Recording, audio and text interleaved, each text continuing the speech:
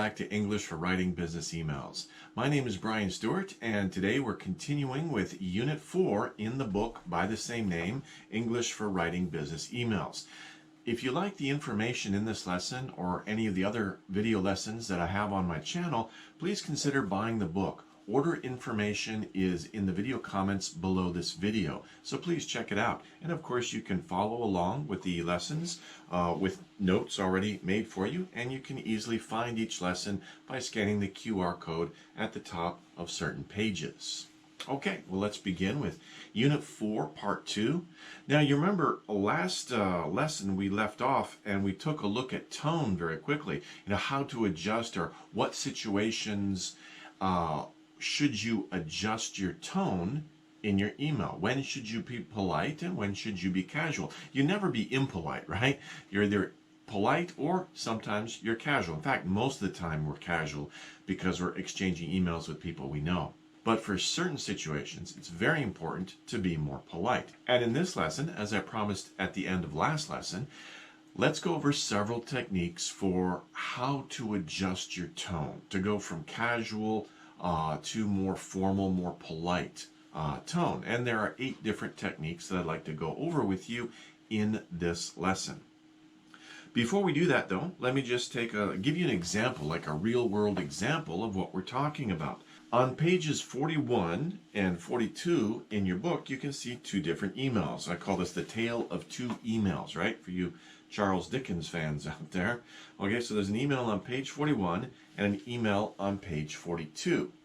As you can guess, the email on page 41 is not very polite. I mean, it's not written in a rude way. It's just very basic. And unfortunately, as I went over before in the last lesson, when we learn a new language, we're learning the very basic ways to express our ideas and our thoughts. And sometimes these come off as too direct, too demanding, probably. It takes a little bit more delving into the language, learning more vocabulary, learning more and more complicated or more fancy ways to express yourself, to make that directness, to take the edge off of that directness, to be more polite and to use more sophisticated vocabulary and expressions. And we can find a lot of those on page 42. So page 41, I would not recommend this as a style for writing. Page 42 is much better. Let's just take a very quick look at these 2 emails, and then we'll get into the techniques of what changed. Okay, so on page 41, and actually you can pause the video here, take a look, read the emails first, and then come back if you want to do that. Okay, so if you've taken the time to read through the 2 emails by yourself, pause the video, you will notice that there are some significant changes between the 2 emails. Now, on page 41, the email starts off with, "Dear Mr. Delgado, I want to introduce myself." Right away, we can see something that I recommend to my students. Don't ever start an email, or don't even, whether it's at the start of the email or within the email itself, don't use the expression, "I want to." Especially don't say, "I want you to do something." Don't avoid that, "I want to." There's much better expressions to use. So don't say, "I want to introduce myself." And then, "My name is John Wong, who works at Oxus Sportswear." Who works at? That's a little Konglishy right there. "I joined the company 5 years ago. I started as a floor salesman, and now I'm the manager of sales." If I received an email like this, I'm reading through the first paragraph, 1, 2, 3, 4 sentences, and I'm wondering, why am I reading this, right? People get emails all the time, and they don't want to wade through a lot of introductory information. They have no idea why you're contacting them. So it's important to, especially, this looks like an email, you're emailing somebody you don't know. And as we saw in the last lesson, first contact, you should be more polite, but also think about the other person's point of view. People are busy, obviously. They get a lot of emails every day. If I get an email like this, my first thought might be, oh, this might be a scam email, and I might ignore it, I might delete it. So you want to tell the person why you are writing right away, okay? We get into that a little bit in the second paragraph, but still the writing should be improved. For example, "My boss told me to write to you." Okay, this sounds kind of funny. My boss told me to write to you. If you say, "My boss told me to do something," you get the feeling I don't want to do it, but I have to do it because my boss told me to. So it's like, I don't want to write to you. I don't really want to contact you, but my boss is forcing me to do so. That is not a good impression to give, obviously. Okay, so you met him last week at a conference. It's what conference? Where? Give me some more details. I know you are interested in finding out. We talked about this before in Unit 2. I know. How do you know that? Are you stalking me? What's going on? In finding out, you don't find out people, you find people, right? So not finding out, or just, cross off out. In finding a new supplier for your retail business in Singapore. Again, I want to. Avoid that expression, I want to. And in this case, I want to meet with you to discuss about. Again, we talked about that before in Unit 2. Do not say discuss about, just discuss is fine. Okay, so I'm doing this kind of quickly, but I just want to highlight these points here. If we rewrite this, if you look on page 42, it's a little bit longer. I had to make the text a little bit shorter, but it's a lot different, and it sounds a lot more professional. What changed? Well, first of all, you have a greeting. I hope this email finds you well. That's a nice way to start an email. It's not necessary, but it's a nice way to do it. Now, I am contacting you on behalf of my boss. That's much better than saying my boss told me to write to you. And then who is your boss? Mr. Park Joo-hyun. Give details. Help the other person remember who your mutual acquaintance is, who the person is that you both know. You may, right, use, and we'll talk about this technique, use words of possibility. You might, maybe, probably. Instead of being so direct, you must remember him. No, you might remember him. You may remember him. You may remember meeting him at a conference in Singapore. Okay, a little bit more details that helps the other person to remember who the person is and where they met them. He informed me that, not that I know. How do I know that you're interested in finding a new supplier? Well, he, Mr. Park Joo-hyun, informed me about this detail. Okay? So, we would like to offer our services in this regard. This is why I'm writing to you, right? It's because I would like to offer you our services. And notice I don't say my, and I don't say I. I'm using we and our. That's one of the techniques we'll talk about. Next paragraph. Okay, now we have introductory information. If you're contacting someone for the first time, I'm not saying don't introduce yourself. I'm saying first tell them why you're writing and then give them background information. Get their attention first, right? You're satisfying their need. They're looking for a new supplier. We would be happy to be your new supplier. At that point, give some information about yourself. And this is a good way to do it. Instead of saying, I want to introduce myself, please allow me to. Much better. My name is John Wong, and I've been the same information. Currently, I'm the manager of sales. A little bit less information than the previous email about promotions and stuff. We don't need a rundown or a resume of the person, just highlights, right? And what is your current position? Currently, I'm the manager of sales. So I'm the person who will be well positioned to help you with our service or with our products, whatever the information is, or whatever the contact reason is. And then we have many clients throughout Asia and the Middle East, including this large sporting chains, GCM and Ricky's Sporting Goods. Okay, so a little bit, background information, important information so that they know that you are a legitimate company, that you are a capable company or a capable person of helping them in their business. And that's why you're contacting them. Okay, continuing with the rest of the email on page 41, please find enclosed a catalog of our company's products. I want to know, again, we do not use this expression. You should not use this expression. I want to. I want to know when you will order our products. Too direct. And then this is an interesting finish. I am looking forward to a positive response. Now, I had a student actually write this in an email class that I was, email workshop that I was doing a while ago. And when I saw that, I'm like, and I said to the student, look, I appreciate your trying to be positive and upbeat, but this does not give the impression that I think you think it does. What you're basically saying, right? When you write something, think about how the other person will accept that statement or how they will read it, how they will feel if they read it. What you're saying here is, I am looking forward to a positive response. Now, you have to think about, well, wait a minute, you're looking forward to a positive response. What if my response is negative? I am not looking forward to that. Do not give me a negative response. Basically, that's kind of what this is saying. So it's a little demanding, right? I'm looking forward to a positive response. Don't give me a negative response. Basically, that's how the other person can interpret it, and it's not a very large stretch for the other person to interpret it that way. It's a little weird. It's a little awkward. The other person will say, "Whoa, that's a little direct. That's a little strong. You want a positive response?" It's like, I want a positive response. Don't give me a negative response. So it's a little demanding, as you can see. You know, of course, you can hear the tone of my voice. I'm changing it a lot. But that's how many people would feel if they received an email that finished like that. It's like, whoa, that's really strong. Okay, so be careful. And that's what I'm talking about. It's a little bit, you have to know more about the language to understand that this is a little demanding, right? On the face of it, very literally, it may seem innocent enough. It may look okay, but my advice is don't use this because this is very strong. This is very, the other person will have a negative response to reading that. Okay, so be careful. Much better, page 42.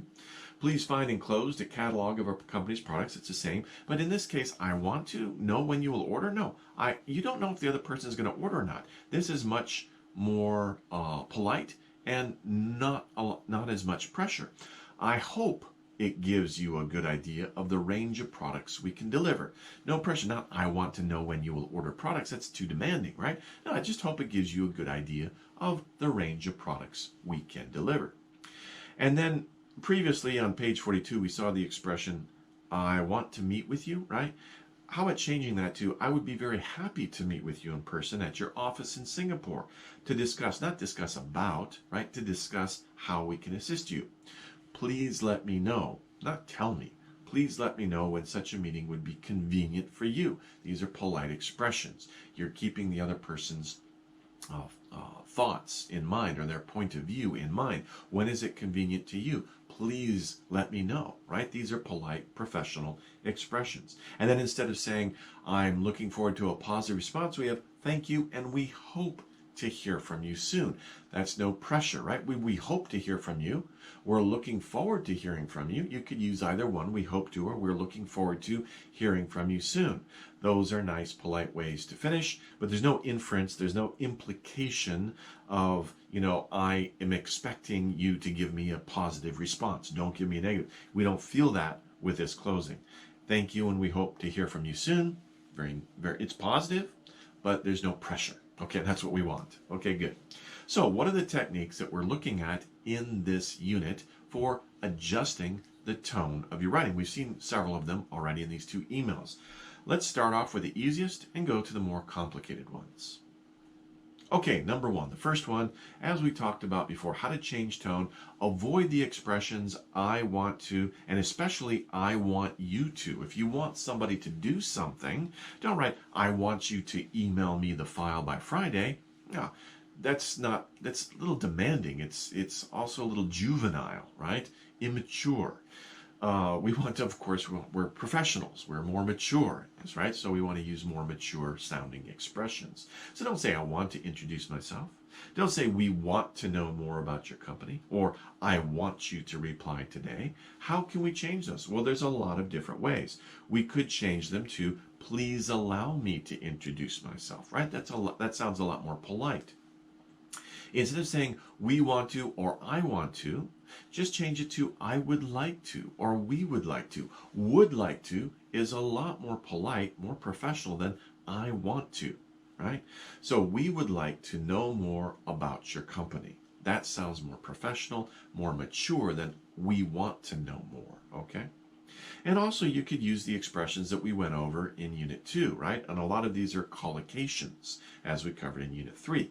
We would greatly appreciate it if, right? Instead of saying, I want you to reply today, we would greatly appreciate it if you could reply today. Or, could you please reply today, right? You don't have to be so formal, but I want you to reply today, it's too demanding.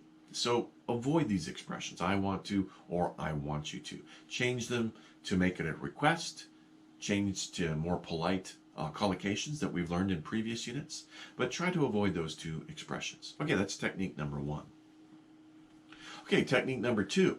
Notice also in the email, I pointed that out. I said we'll talk about it. Try to change the pronouns I, me, and my to we, us, and our. Sounds more professional. If you write an email, before you hit the send button, read it and see how many times did you write I or me or my. Maybe you can change some of those to we, to us, to our. It sounds more professional because in many business communications, you are representing your company. So it's more than just you, it's your company, and that sounds more professional. So for example, instead of saying, I would like to invite you to speak at my conference, we would like to introduce you to speak at our conference. That sounds more professional. I can answer any questions you have. That's fine, right? Especially if you're the only person at the company. But if you're working on a staff and everybody on your staff can answer the questions, not just you, you're not the only person, we would be happy to answer any questions you may have. Sounds more professional. Also, you're indicating that you're part of a large group that can help the other person. My company is the largest manufacturer. We are the largest manufacturer. Sounds more professional to do that. So change pronouns I, me, and my to we, us, and our.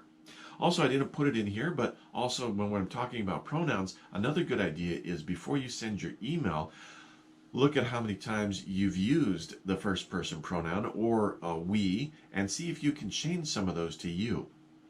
When I was in school, right, our teachers would say, look at your letter, look at your email, see how many times you said I. Can you change them to you, right? Try to put the focus on you for the other person. That shows that you're thinking of them. That's a nice professional thing to do. So instead of saying, I want you to send me the document by Friday, maybe you could rewrite that and say, would it be possible for you to send me the document by Friday? Right? You're putting the emphasis or the focus on the other person. Try to eliminate too many I, me, or we and our in your email, and try to rewrite it so that it's focused more on the other person.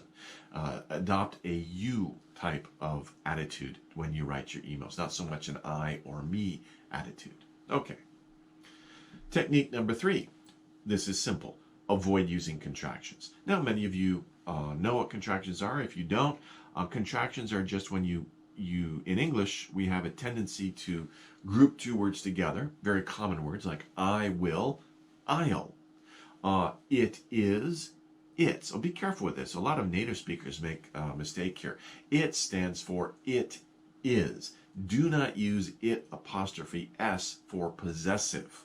Okay, don't do that. A lot of people make that mistake. It apostrophe S stands for it is. Okay, so be careful. But these are contractions. And again, when I was in school, our teachers would say, do not use contractions in writing, right? Of course, things have become a lot more casual since I was in school, but it's still a good point. It's still a good technique. When you're writing an email, of course you can use contractions, but if you're writing a formal email, if you're writing an email that is intended for someone you don't know, that should be a little bit more formal, don't use contractions, okay? It sounds more formal, sounds more professional if you do not. Okay, so, notice the bottom one. Didn't you submit your travel expenses? That's a little bit problematic, and I'll talk about that. Didn't you? Okay, so first of all, I'll get back to you tomorrow. Just change it. I will contact you tomorrow. Oh, by the way, get back to, change to contact. I'll talk about this in technique number 8. That's changing the vocabulary. That's a big one. We'll talk about that in 8. So anyway, the next one, it's too late to change it. So will, another contraction, will cancel it. Change it to, it is too late for changes. You put a period. Therefore, by the way, that's more formal than saying so. Therefore, we will cancel publication. Okay? Now, the third one, you notice I crossed it off here. Why did I do that?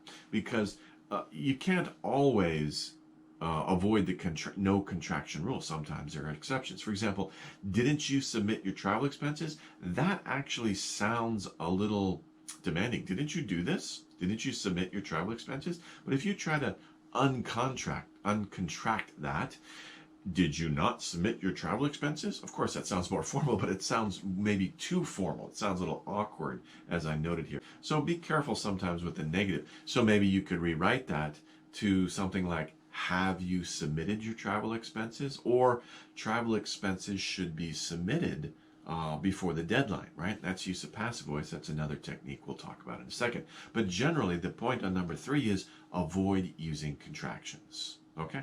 So that's another good technique. Technique number 4, try to avoid using the words must, have to, need to, and especially had better when you're asking somebody to do something. And also avoid commands. Commands is just like saying do it, right? So for example, you need to contact Mr. Lee. And actually, I get this a lot. I do get this a lot in business emails from my Korean business contacts, and also in my workshops. I notice people will use have to and need to a lot in this style, and that is a little demanding.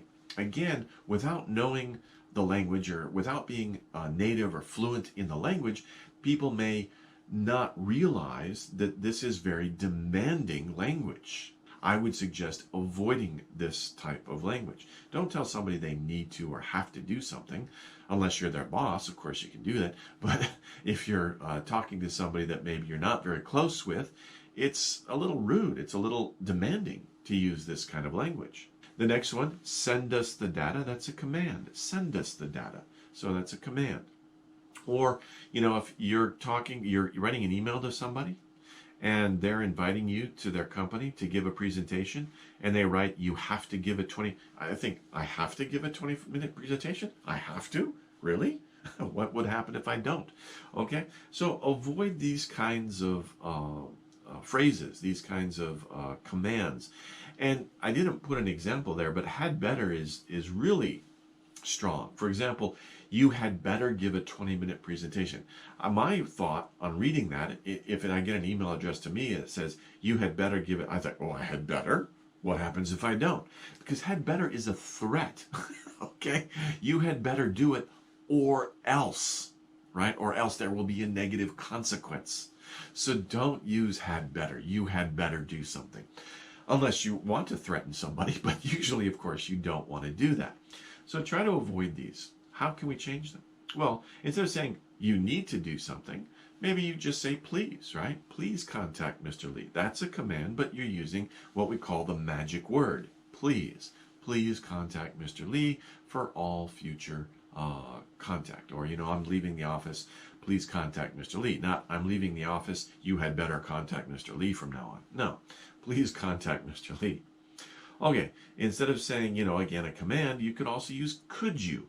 Could you send us the data? That's a more polite way. And could you, of course, is more polite than can you, right? So could you send us the data by the end of this week? Not send us the data this week. That's very demanding. Could you send us the data by the end of the week?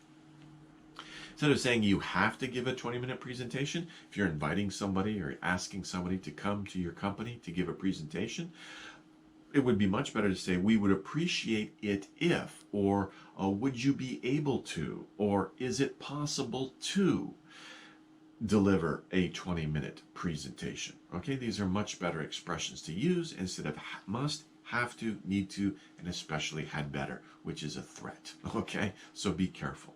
Okay. Moving on to number 5, use softening phrases, adjectives, and adverbs. This is very important, and I notice that this is done a lot, not just for emails, but also for phone calls, right? If you're calling somebody and you're asking them to do something, we tend to use softening words, phrases, adjectives, adverbs all the time. So for example, instead of saying there is a problem, you might say it seems that there is a slight issue. Okay, well, of course, problem changes to issue. That's not what we're talking about here. That's not a softening thing. That's another change in vocabulary. I'll talk about that later. But there is a problem. It seems, that's a softening phrase. A slight issue, that's a softening adjective, right? So instead of saying there is a problem or we have a serious problem, okay, it might be a serious problem. You might write, we have a rather urgent problem. Rather urgent, rather is softening.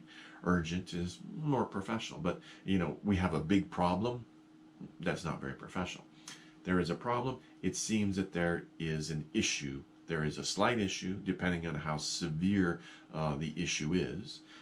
You might use a softening adjective there to make it seem less of a big deal, right? If you call somebody up and say, yeah, we're having a bit of a problem, We're having a bit of an issue with the order, right? A bit of is another softening phrase, right? It makes the problem not seem so big, and it makes the other person perhaps more receptive to helping you solve that problem. Okay, so another example, unfortunately, right? That's to soften the blow. Unfortunately, this is rather urgent. Rather, like I said before, is a softening phrase that you can use. It's rather urgent, right? It's urgent. Okay, fine, but it's rather urgent, okay? Next, there is one more favor, which is kind of a little Konglish, but I've gotten that in emails before. There's one more thing I'd like to ask of you, would be more standard English. But if you're emailing somebody and there's several things you want them to do, you're asking them to do several favors for you. So you say the first favor, maybe there's a second favor, there's one more favor at the end. So you might write, I'm afraid I have another small favor to ask you. Or maybe they did it and you're following up with another email and saying, oh, there's one more thing I'd like to ask you. Instead of saying there is one more favor, just that's a little direct. It's much nicer, softer to say, I'm afraid I have another small favor to ask you. Now you'll notice that I did contract here, right? I just said, don't do that. So it depends on your relationship with the other person, of course. If I'm assuming that you know the other person, you work with them, but when you're asking somebody to do something, your level of formality does go up, right? Maybe you don't have to worry about the contraction rule if you know somebody, but you could write, I am afraid I have another small favor to ask you. If you know them, you're on good terms with them, you contact them often, I'm afraid, no problem. I'm afraid I have another small favor to ask you. Another small favor, right? It's not a big thing, right? It won't take you too much time. You're just softening the request. Okay, that's a nice thing to do. Moving on to number 6. Avoid using slang, idioms, and phrasal verbs. Now, slang, of course, you probably know what slang is. It's like the cool phrases that the younger generation are coming up with, right? But try to avoid that for professional emails. Idioms, it depends on what the idiom is, but usually we try to avoid idioms. And phrasal verbs, that's an interesting point there. Phrasal verbs are usually a verb plus preposition, sometimes verb plus preposition, right? But phrasal verbs are generally considered to be less formal. There are, for almost every phrasal verb in English, there is another word, usually just a verb, that stands alone, that is a synonym of that phrasal verb that sounds more polite. And we'll get into that when we talk about technique number 8. That's also part of vocabulary. Okay, so what are some examples? I bet. I bet is kind of slang, I bet. It's slang for I am sure, or I am confident, or I'm pretty sure. You didn't get the file because it is ginormous. Ginormous is kind of slang, I guess. It's a combination of two words, gigantic and enormous. And people do this. They like to play with the language, right? But ginormous is not, I don't know, depending on your dictionary, I don't think you can find it in your dictionary. Of course, a lot of people will know what that means. Native speakers will know what that means. But again, that's a good point, right? If you're writing an email and English is not your native language, and you're obviously not in an English-speaking country, in many parts of the world, you're probably communicating with somebody who also is not a native speaker of English. And so if you start using these made-up words, you might confuse the other person, right? So they may not know, what are they talking about? So again, that's another good reason for avoiding slang and idioms, is you might confuse the other person because they might not know what you're talking about.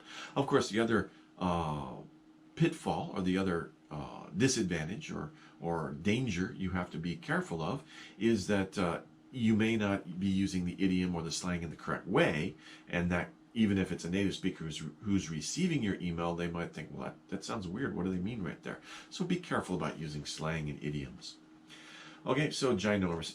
How would you rewrite that? You probably did not. I bet, so you probably did not. It's like I'm assuming, I'm guessing, right? So you probably did not, don't contract, receive the file. Get changes to receive, right? Interesting. We'll talk about that later.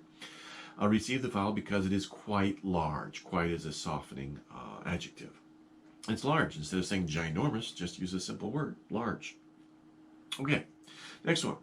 This proposal is the GOAT. Now, I didn't know what GOAT was until I was looking on the internet for examples for this lesson, about slang and idioms used in business. GOAT comes from sporting.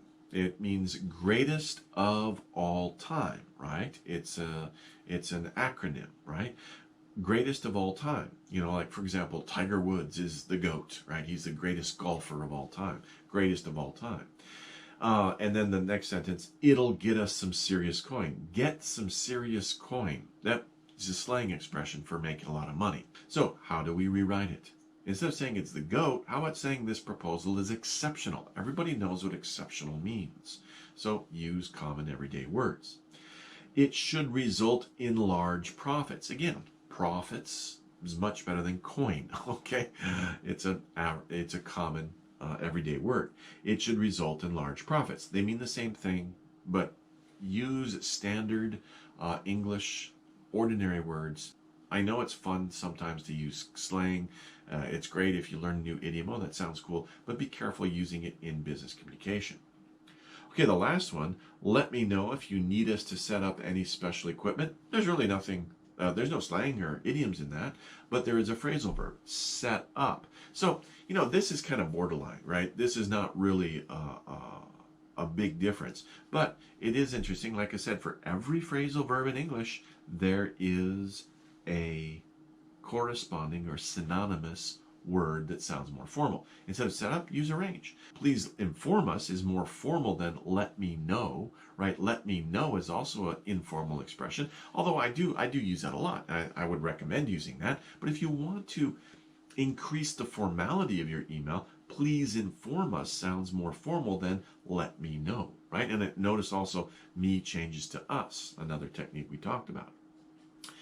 If you need, and then we see another change here, if you require. Okay, that's just a vocabulary change, right? We'll talk about that again, like I said, later on. Technique number 7.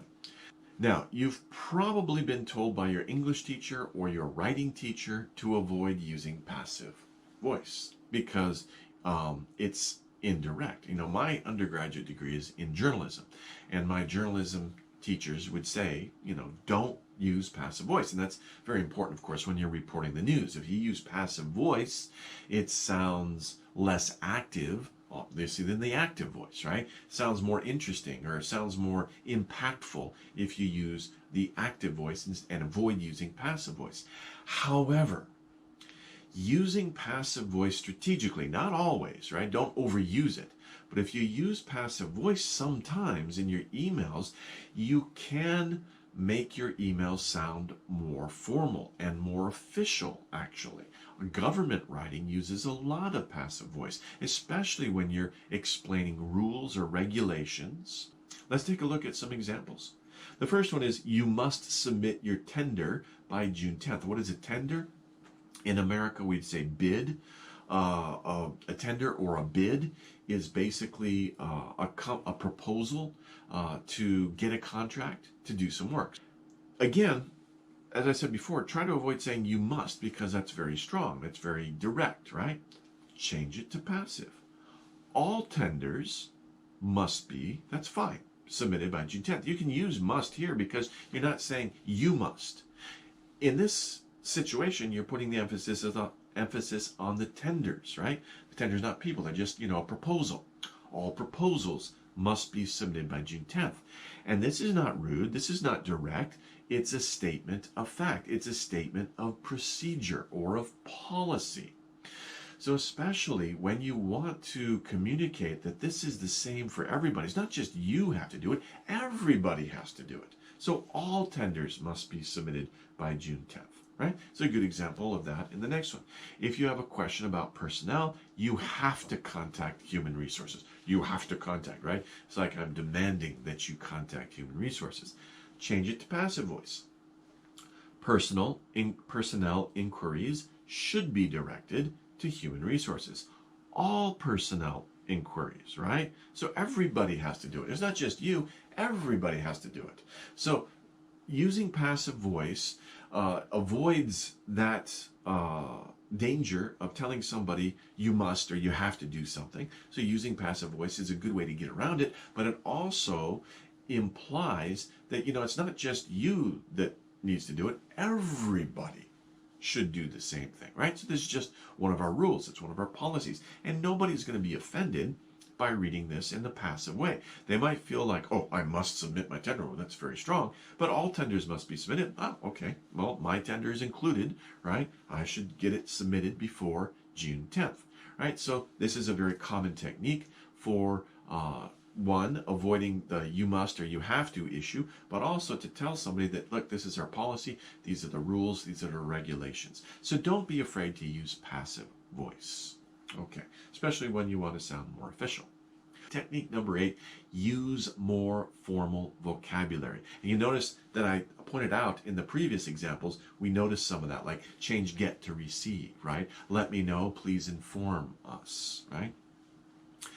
So, also, you'll notice back in the back of that, I put Latinate versus Germanic.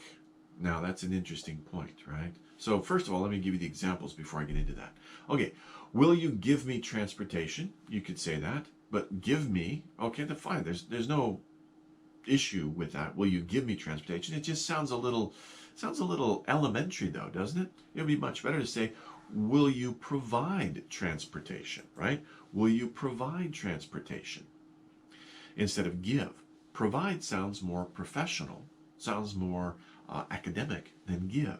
Another one, the ceremony will start at 10 a.m. Actually, that's pretty good. There's no issue there, really. We'll start at 10 a.m., but the ceremony will commence at 10 a.m. You might see that in an email that announces an event, like a product launch, or an anniversary, or getting to know you, right? The ceremony will commence at 10 a.m., right? Okay. The last one, did you get my email? Did you receive my email, right? Change get. Actually, I do that all the time. If I write an email and I notice I put get in the email, if my email is for business purposes, I just automatically change it to receive. I'll talk about that more later, actually in the next video lesson. But let me come back. Why is this a feature of English, right? Why do we have give and provide? Why is there start and commence? Why is there get and receive? Well, it comes back to what I underlined up here, Germanic versus Latinate. Now, English is really a combination of two languages, German and Latin. German was first. German is the basis of English. And Latin came later. Latin came actually with an invasion in 1066, but I'll talk about that a little bit more in the next lesson. But Latin came later, and it is generally considered to be more professional and more academic than the base language that has Germanic roots. Now, I'm not saying anything negative about Germans, or I don't mean anything like that at all. It's just the way that history played out. And there's a reason for that. And so in the next lesson, right, this lesson has gone on quite a long time already, I will get into the Latinate versus Germanic, and we'll take a look at several exercises, and we'll see how the German words or the Germanic words can be replaced with Latinate, or words that have derived from a Latin source, and how much more professional they sound. So that will be in Unit 4, Part 3 in the next video lesson.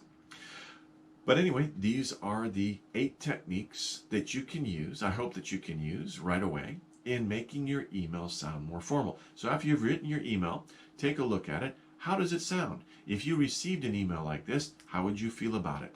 Do you think it sounds too direct? Take a look at these techniques. Maybe change a few things here and there. Maybe you want to use passive voice. Strategically, don't overuse it. If there are any idioms or slang that you picked up and you're proud of it, great, that's good, but try to avoid using that in business correspondence. Fine, it's great to use with your English-speaking friends or with people you know conversationally, but try to avoid that kind of language in business correspondence. So anyway, I hope that you can use these techniques. Thanks for studying with me, and we'll see you in the next lesson. Take care, everybody. Bye-bye.